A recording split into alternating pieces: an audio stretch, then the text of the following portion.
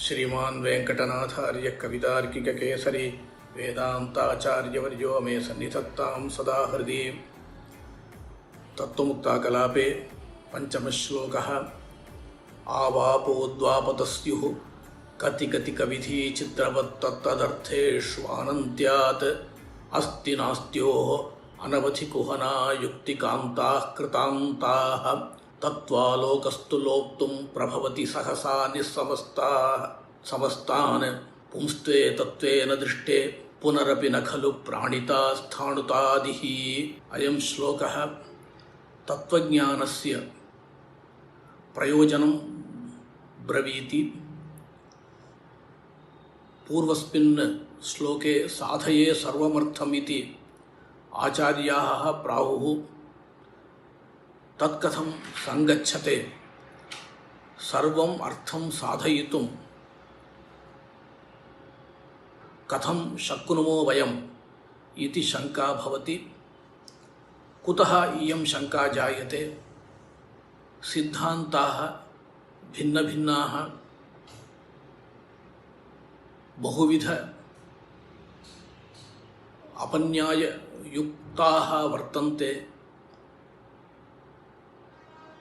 सर्वान् अपि तान् सिद्धान्तान् कथं सर्वात्मना निरसितुं शक्नुमः इति प्रश्ने तत्त्वज्ञानेन निश्शेषं सर्वस्यापि अपसिद्धान्तजातस्य अन्याययुक्तस्य लोपः भवितुम् अर्हति इति समाधानं क्रियते।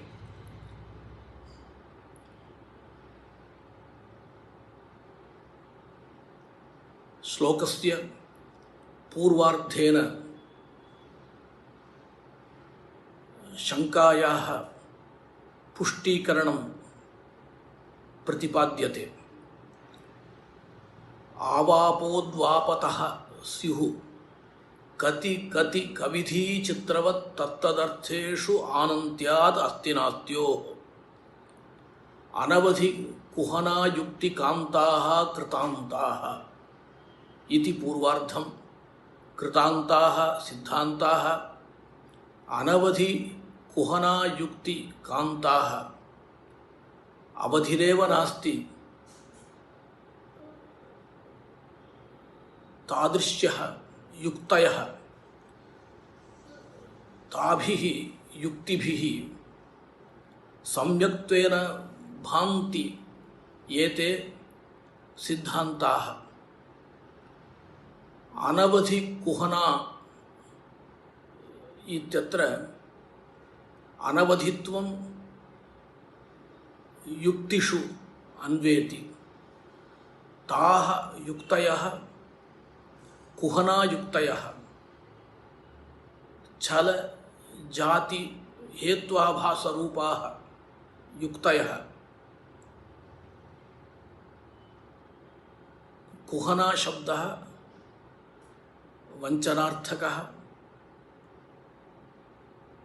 छद्मार्थकश्च। प्रकृते असद्धेतवः अत्र विवक्षिताः कुहना युक्ति शब्देन।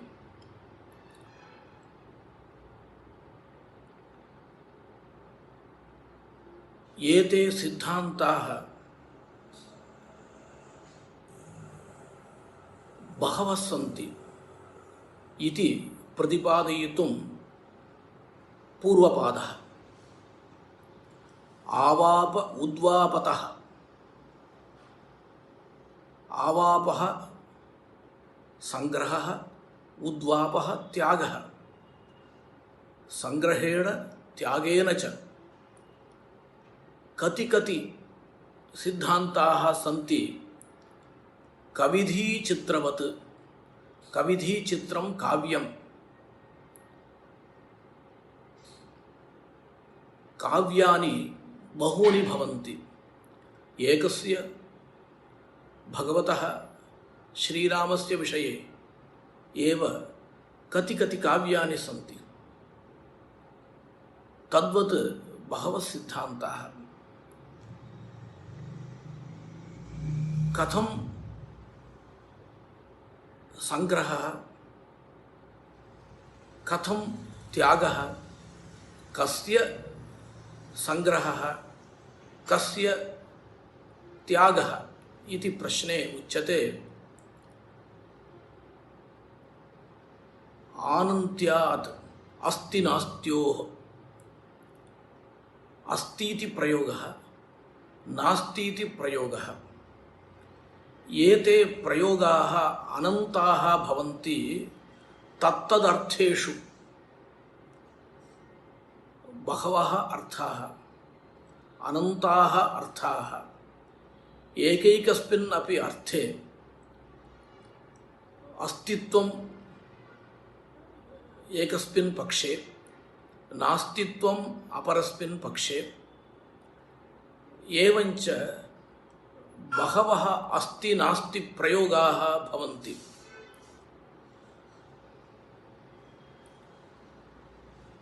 तत्र अर्थानां संग्रहः क्रियते, अर्थानां त्यागः क्रियते। एवं संग्रहत्यागाभ्याम् अस्ति नास्ति प्रयोगानाम् आनन्त्यं भवति।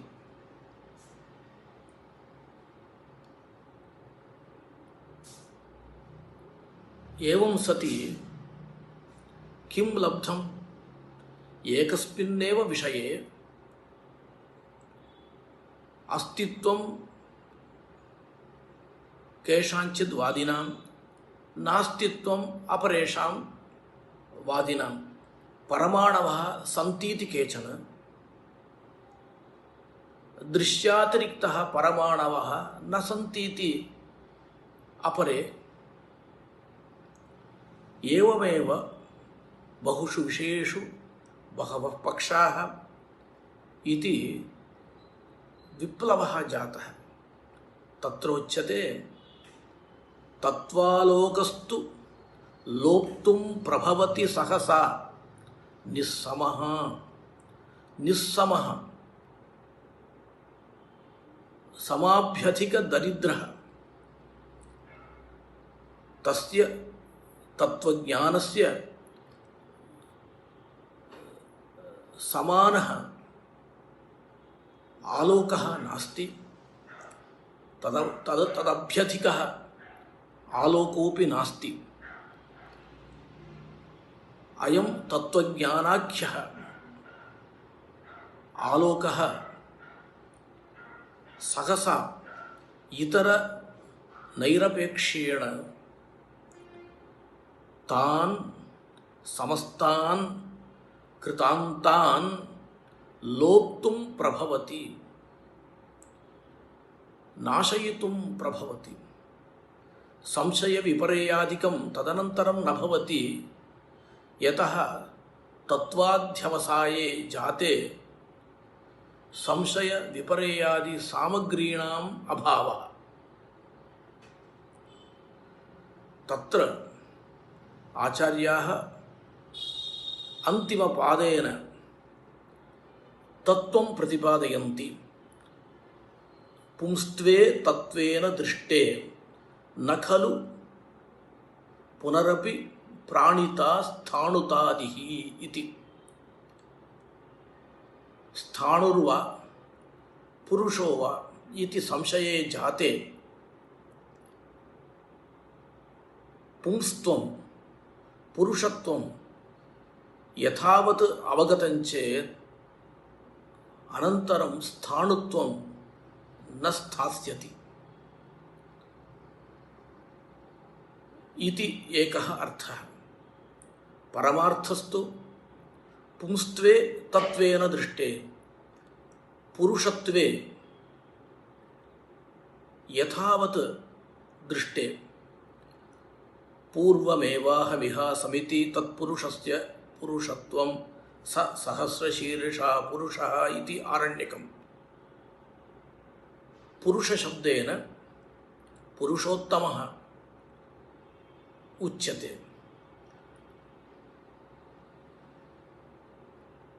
पुरुषोत्तमः परतत्त्वम् इति ज्ञायते चेत् स्थाणुतादिः, स्थाणुर्नाम शिवः, आदिपदेन चतुर्मुखः, एतादृशाः न स्थास्यन्ति। अयम् आशयः यथावत् परमपुरुषत्वं श्रीनिवासे दृष्टं चेत् तदनन्तरम् अन्याः देवताः न स्थास्यन्ति। अनेन किम् अभिहितम् इति चेत् तत्त्वज्ञानं सर्वम् अपसिद्धान्तं प्रतिपक्षरूपं लोप्तुं प्रभवति इति। तत्त्वमुक्ता कलापत्तिल 5வது श्लोकम आवापो द्वापतस्युः कति कति कविधी चित्रवत् तत्तदर्थेषु என்னும் ஸ்லோகம். இந்த ஸ்லோகத்தில் தத்துவஞானத்தின் பிரயோஜனம் கூறப்படுகிறது. சுவாமி தேசிகன் அனைத்து அர்த்தங்களையும் சாதிப்பேன் என்று முன்பு கூறினார். அனைத்து அர்த்தங்களையும் எவ்வாறு சாதிக்க முடியும்? பல பல சித்தாந்தங்கள் உள்ளன. சில விஷயங்களை ஸ்வீகரித்தும் சில விஷயங்களை விட்டும் அர்த்தங்களில் இருக்கிறது இல்லை என்று பிரயோகங்கள் செய்து ஆனந்தியத்தை சித்தாந்தங்களில் காண்பிக்கிறார்கள். இங்கு அஸ்தி நாஸ்தியோர் ஆனந்தியாத் என்று பொருள் கொள்ளலாம். அதனால் சித்தாந்தங்களும் அனந்தங்களாக ஆகின்றன. சித்தாந்தங்களின் அனந்தத்துவம் என்பது அனவதிக்குஹனா யுக்தி காந்தாக என்னும் சப்தத்தாலும் ஏற்படலாம். அங்கு யுக்திகள் எல்லையில்லாதவை என்று கூறப்பட்டதால் சித்தாந்தங்களும் எல்லையில்லாதவை என்று ஏற்படுகின்றன. எனவே இருக்கிறது இல்லை என்று ஒவ்வொரு விஷயத்திலும் சொற்கள் பிரயோகிக்கப்படுகின்றன. எனவே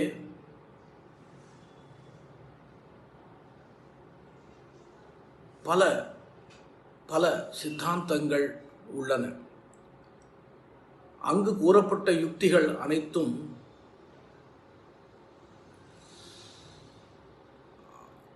அபநியாயங்கள். அவற்றினால் சித்தாந்தங்கள் நன்றாக இருப்பது போல் தோன்றுகின்றன.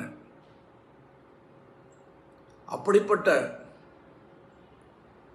சித்தாந்தங்கள் பற்பல உள்ளன. அவ்வாறு இருக்கும் பொழுது எவ்வாறு நாம் அவற்றை கண்டனம் செய்து தத்துவத்தை நிலைநாட்ட முடியும் என்று கேள்வி எழும். இங்கு கவிதீ சித்திரவத்து என்று பிரயோகம் உள்ளது. ஒரு கவியன் அறிவில் படம் போன்று இருப்பதுதான் காவியம். கவியானவர் முதலில் தன்னுடைய காவியத்தை மனதில் நிறுத்தி பின்பு காவியத்தை எழுதுகிறார். கவிதீ சித்திரம் என்றால் காவியம். காவியங்கள் பல உள்ளன. ஒரு ராமபிரானை குறித்து எவ்வளவு காவியங்கள் உள்ளன. இவ்வாறே பல பல காவியங்கள் உள்ளன. பல பல சித்தாந்தங்கள் உள்ளன. எவ்வாறு அவற்றை நாம் நீக்க முடியும் என்ற கேள்வி சமாதானம் சுவாமி சாதிக்கிறார். தத்துவஞானம் ஏற்பட்டால் அது ஒளி போன்றது.